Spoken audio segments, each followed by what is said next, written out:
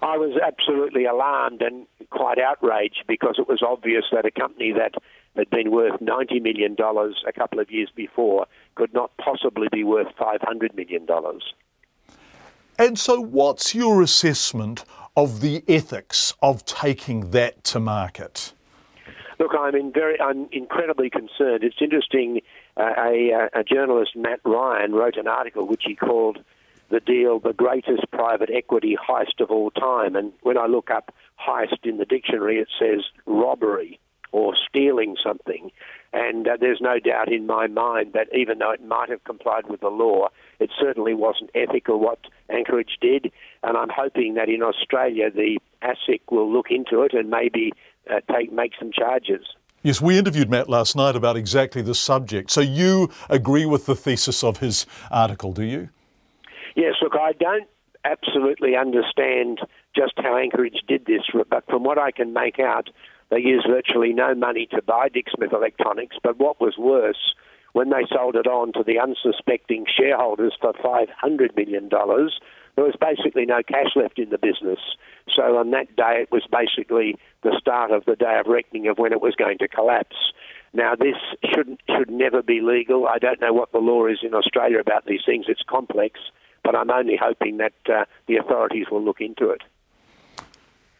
What happened after that? A $520 million company floated with, as it appears, nowhere near that value in real terms. Was it inevitable from that point on that it was going to collapse?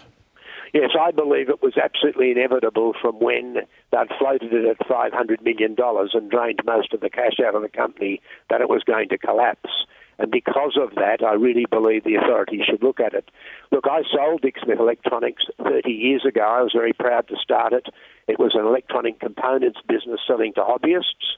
Woolworths successfully moved it into consumer electronics, but that's a very hard game. But it was really when Anchorage took over that it got into the real problems. If it had been kept at about $90 million float, I'm sure it would be in business today. Now we've got thousands of staff losing their jobs. It's also unnecessary, and it's all because of just absolute greed of modern capitalism.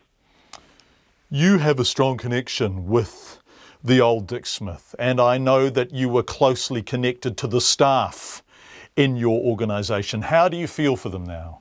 Oh, look, it's very sad, and I feel tremendously for the staff, even though I haven't been involved for 30 years and I don't know any of the staff there now. But I just feel for them because it's all so unnecessary. If this greed hadn't been involved to float the company at a value that it could never be worth and to drain it of capital, they'd all have jobs today. But by the way, there is a warning here for everyone, and that is that in consumer electronics, as the prices of things like TV sets, which, by the way, I never sold in the old Dick Smith days when I owned it, but as the prices come down and we pay decent wages in Australia and New Zealand, we share the wealth, it's going to be more and more difficult for that type of retailer to stay in business. I think it's going to be possible, but you need to be really smart and you can't float your company at ridiculous figures. Yes, one final question in response to that. Do you believe that there should be a Senate inquiry? There's been some calls for that.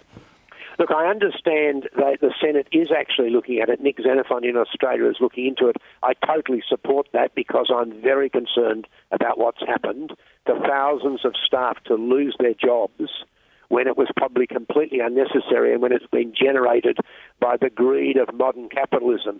These merchant banks which come in and then refloat a company for 5 times its real value, I just think that shouldn't be allowed, and if they do it, they should be forced to pay back the money that they made because it was completely made under a false recipe, in effect.